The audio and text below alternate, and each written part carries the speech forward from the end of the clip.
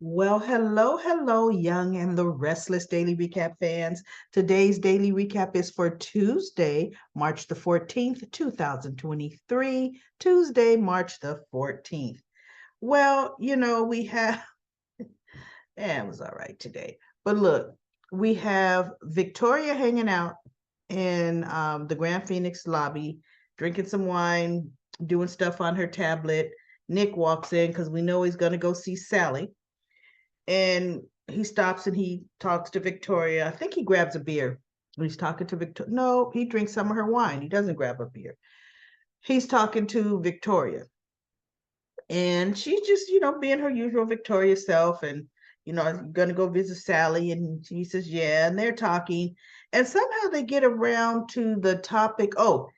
The topic of she just feels that Sally and Adam are more a natural couple.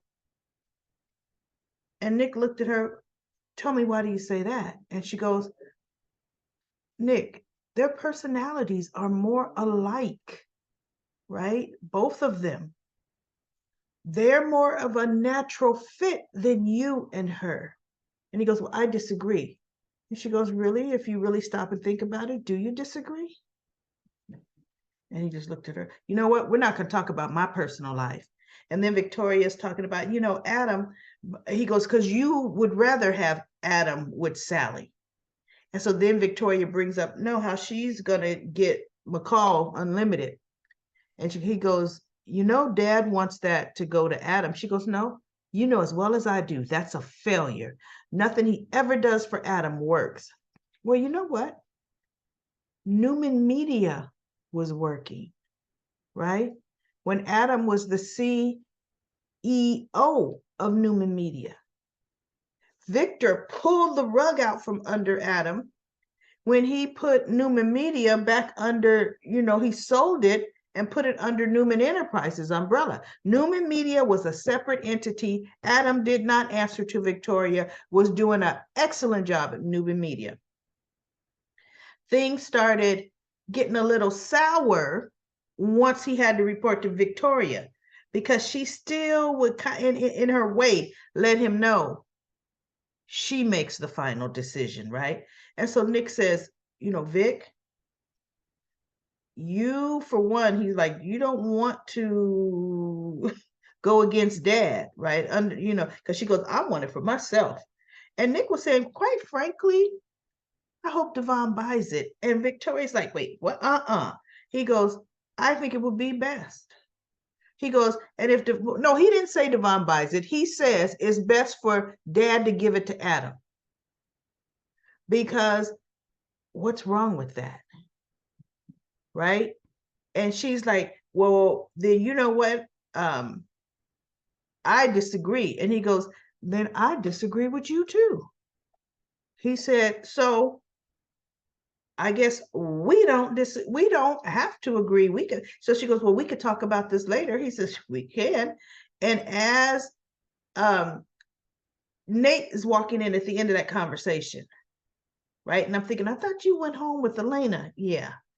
So we got Sally upstairs. She's been dreaming about Adam. First, it starts with Summer up there brushing her hair, right? Talking about, what just a natural, not natural, but I think she said they fit, they seem to be a forever couple, right? Or whatever she said. And then all of a sudden it turned around and it was Adam saying that to her.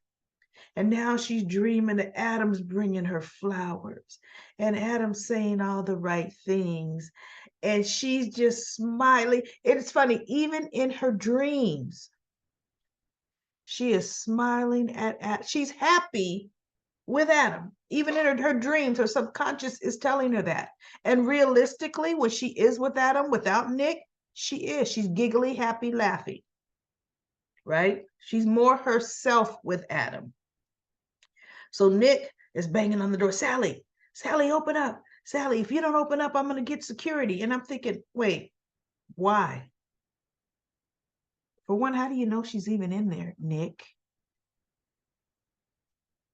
Did you call and she didn't answer? No, you just banging on her door.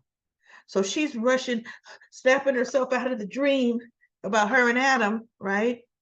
Goes to the door. Oh, and she pulls it. He goes, you know, what were you doing? I mean, he goes, you couldn't hear me? She goes, oh, she didn't say anything to him. She pulls him in and just starts ripping his clothes off. And they just end up in the bed. And so Nick is saying, after it was done, so what was that about? You had a different look on your face when I walked in the door. It was almost like you just wanted to get lost in the sex. And she goes, is there anything wrong with that? He's like, well, I'm not complaining. It's just I was wondering, what could have been going on your mind, right? And I fast forwarded. I didn't want to hear what she had to say. So anybody that watched it, she could have said the dream was about Adam, right? I don't know, because I didn't care, right? So anybody that cared about that scene, you can go ahead and comment corner and put, yeah, they talked about XYZ, or they talked about the same nonsense they always do. They have no meaningful conversation, nor is she ever happy. She was happier in her dream with Adam. This she is even after having sex with Nick. There's no afterglow. There's no just contentment. And in her dream, Adam put his hands on her belly. We created this miracle. Nick is never going to do that because that's not his baby. She's never going to get that from Nick.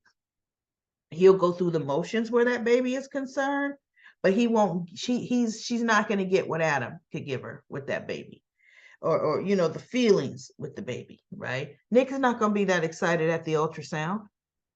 Adam would generally, that's my baby's heartbeat. That's our baby's heartbeat. All that kind of stuff. Nick's not going to do because he's not going to feel that, right?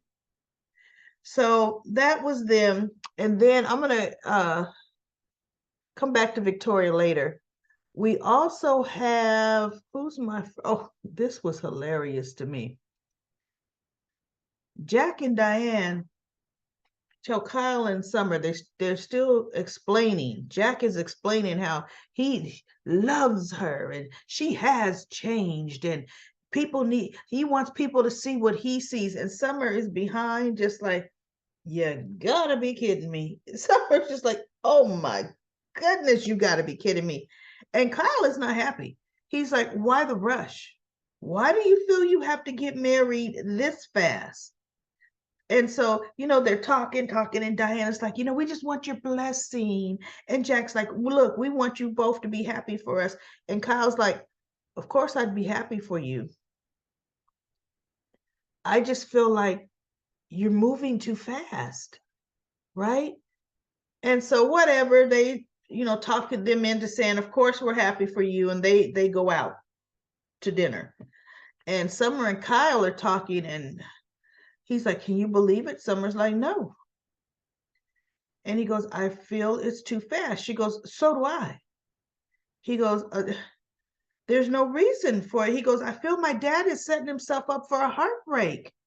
I mean, we don't know. Getting married is not going to be the answer to whatever Stark is going to do, And Summer's like, and I just feel, depending on what my mother may feel, thinks she's in danger, and she may leave, and my dad is going to be brokenhearted. And Summer's like, well, not to mention you too. And so Summer says, Kyle, I don't know. Maybe this was Diane's plan all along. And he looked at her, he goes, what do you mean?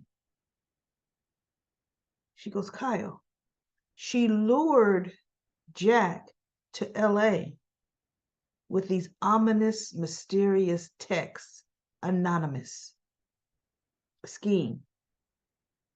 Yes, she introduced him to Allie, but it was still a scheme, and it was to get Jack to LA. And she says, and maybe her whole plan was to marry Jack, to get Jack back. And he goes, can't you give my mother the benefit of the doubt? Now, mind you, he's doubting, but guess what? Look, I can doubt my mama all I want, but don't you doubt my mama, right? So she goes, I have given your mother the benefit of the doubt over and over again, Kyle. And he's like, yeah. And so she goes, I'm saying this is stating the obvious. This is something, this is just moved way too fast. So I'm stating the fact. So anyway, now we go to Lauren. Lauren is walking into society. Phyllis is out talking to Stark. Don't you make threats to me, because he's like, did you get what I told you I wanted? And she's like, for one thing, what you wanted will not happen overnight at all. Don't you make demands on me, and don't you threaten me. And if I find out that you put my daughter and my family in jail. And so she goes, wait a minute, Starkey, you don't dictate to me. And I'm thinking, Phyllis, for one thing, she called him Mr. Stark. It's not Mr. Stark. He's got you at a lesser. He's not calling you Miss Summers, right?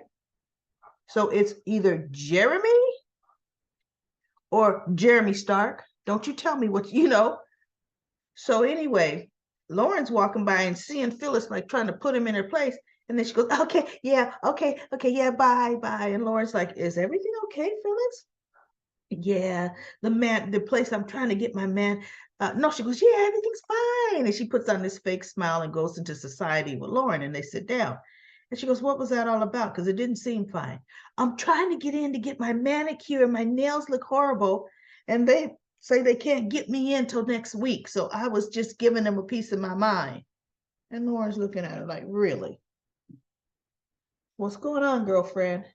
I want to apologize. Phyllis did the whole fake body double thing, right? I would think, okay, this is a body double, invasion of the body snatchers, because Lauren said, you are not the same person we just saw the other night in the hotel and that's why I'm apologizing. I realized I have to change my life. You were right. That whole revenge, I'm done with it. Done with that. And Lauren is like, really? And she goes, yes. And as they're talking, Laura says, you know what, Phyllis, look, you need to get away. I have to go to Las Vegas to have a business meeting on a business trip. I want you to come with me. After it's done, we could get some spa treatments. We could catch a show, a regular girl's time out there in Vegas. Phyllis goes, that's so nice of you, but I can't. I have stuff to do. And Laura says, what stuff, Phyllis? You're not on speaking terms with your kids. And I'm sorry, but you don't have a job. She said, so what stuff do you have to do? And Phyllis looks at her like, well, thanks for pointing out all that negative. I just can't. I have stuff I have to do. And so Lauren's looking at her, and Michael and Diane walk in. And she goes, uh-oh. So Lauren kind of looks at when Phyllis looks over and sees them coming. Diane and Jack, you two are looking well, and blah, blah, blah. And they're like, Diane's like, really, Phyllis? And this is supposed to be sincere. See, and I'm like, it's okay. Diane did nothing but throw digs at Phyllis as Jack is standing there and Lauren is sitting there, and Lauren's like, yeah, you know what, Phyllis? Yeah, you know what? Things are on a great light note. Just leave it at that, because she's really addressing the fact that Diane is trying to start something. But Phyllis, you're doing well. Leave it like that, because she didn't want Phyllis to flip out. And Phyllis is like, no, I'm just surprised that you guys are back. And, so soon. And Jack's like, what do you mean back so soon? Oh, I know. It's because Stark is out of town, you're back. And Diane's like, what do you know about that? And Phyllis says, oh, Kyle and Summer didn't tell you. I was the one that told them. And how did you know? And Lauren, and Phyllis is smiling, and Lauren is like, like, wait, what? Look, this is Lauren's face. It's so funny. You're up to something. Lauren is looking at her like you are baiting them. You're up to something because this whole thing is fake, Phyllis. This whole Lauren, if Jack, because Jack and Diane are behind Lauren, if they could see Lauren's face, because Phyllis is as she's talking to them, she glances at Lauren, but she looks back at them because Lauren is like, really? Right? So she goes, and how did you happen to know what Jeremy Stark, what he did? She goes, oh, he told me. Yeah. He tried to get me to go along with his plan to get back at you two. I told him I'm having no part of it. No part of this at all. And that's when Lauren is just looking at her. And so Diane's like, and we're supposed to believe, you know what? Believe what you want. And so Phyllis was like, I think Phyllis even said, you know, she may have put it in his head to go to Paris because Phyllis allegedly didn't know where they were. She's like, I thought you were in Paris, whatever she told them, right? And Jack is just looking at her. And so she goes, listen, you two look really good. Go on back to your table, go have dinner, go enjoy yourselves. And Lauren is just sitting there.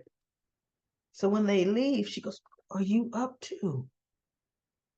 That was quite a performance you did. But what are you really up to? And Phyllis just looks at her and said, nothing.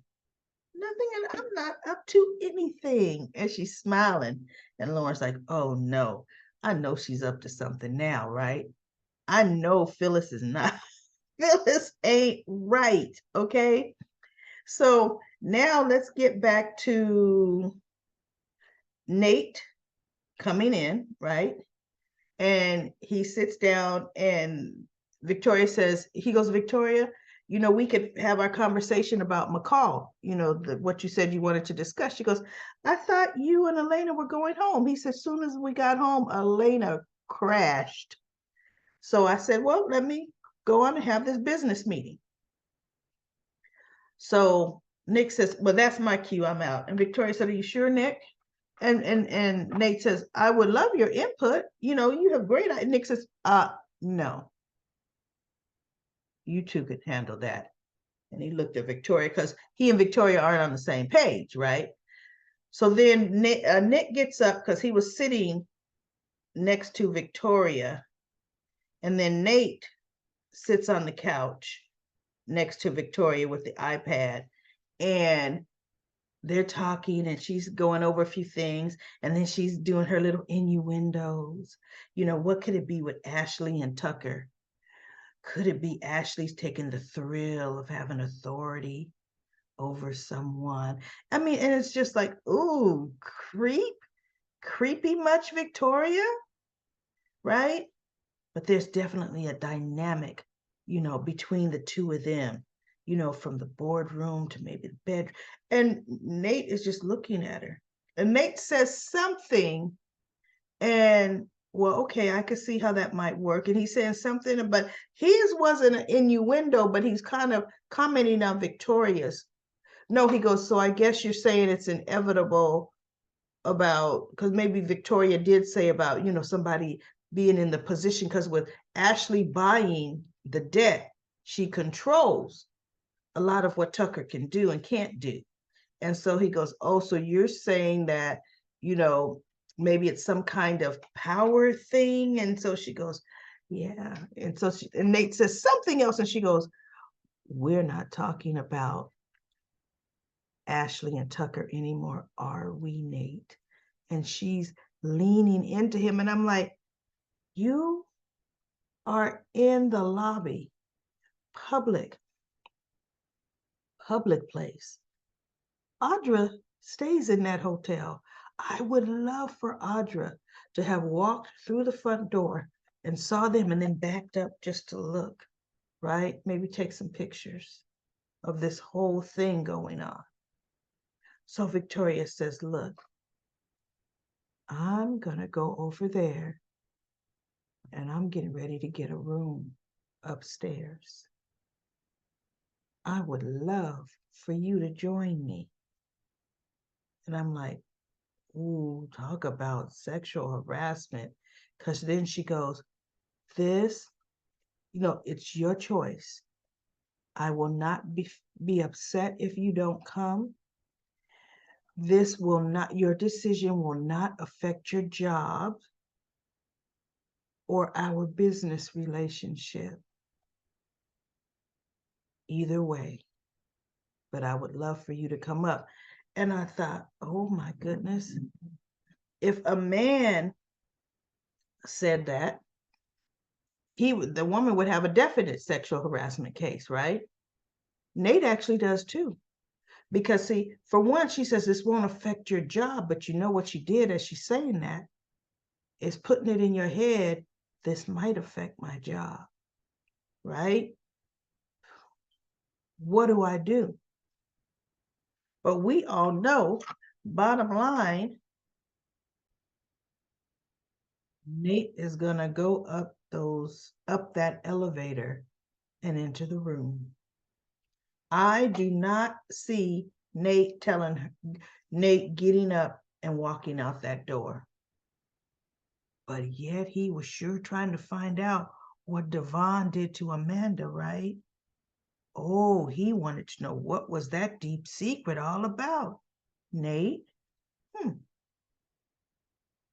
But Victoria is going to end his relationship with Elena. And then after it's over, she's going to end it with Nate and say, you know what? It's blurring the lines of our business relationship. So, you know what? This never happened. And it's best that we treat it like it never happened. And he would have lost everything. And she'll be done because it was a power thing for Victoria. So let's go to Comment Corner, because that was pretty much it for the Young and the Restless today. Now, Comment Corner.